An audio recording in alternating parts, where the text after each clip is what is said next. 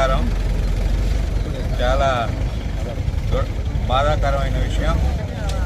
ఇప్పుడే ఈ ఆరోమల్ సెంటర్లో మళ్ళీ ఇన్నోవా పడిపోవటం, నిన్న కారు పడిపోవటం దురదృష్టకరం. ముఖ్యంగా అధికారుల నిర్లక్ష్యం వల్లే ఇక్కడ ప్రమాదాలు జరుగుతున్నాయి.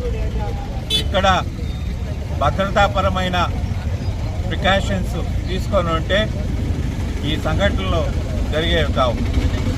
ఈ ఆరోమైడ్ సెంటర్ నుంచి, నెల్లూరు నుంచి, ఇతర జిల్లాల నుంచి మైపాడు బీచ్కి టూరిస్ట్ ప్లేస్ కాబట్టి ఎక్కువ మంది బయట నుంచి బస్సుల్లో అయితేనేమి, కార్లు అయితేనేమి అందరూ కూడా మైపాడు బీచ్కి, అటు చాముండేశ్వరి అమ్మవారి ఆలయానికి, అటు శివాలయానికి పోతుంటారు.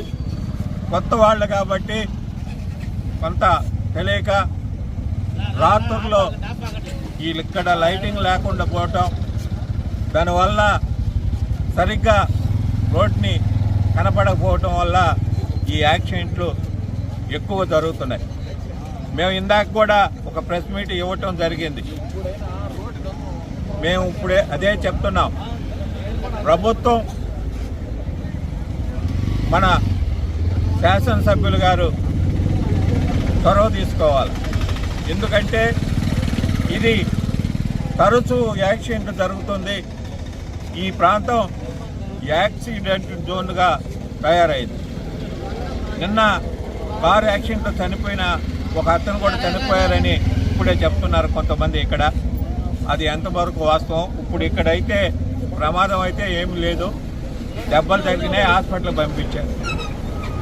ముఖ్యంగా ఎమ్మెల్యే గారు వెంటనే అధికారులతో సమావేశం పరిచి R&B అధికారుల మీద చర్యలు తీసుకోవాలని, అలాగే దీనికి బాధ్యులైన R&B ఏఈని కానీ, డిఈని కానీ, ఈఈని కానీ సస్పెండ్ చేయాలి.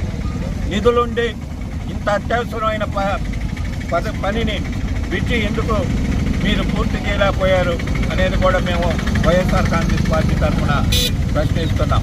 నిధులు లేకుంటే ఒక సమస్య, నిధులు ఉండి కూడా ఒక పక్క రోడ్లు వేస్తున్నారు, డ్రైన్స్ వేస్తున్నారు.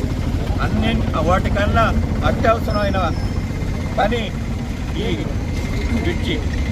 ఇప్పటికైనా మీరు చేరుకొని ఈ పని చేపట్టకపోతే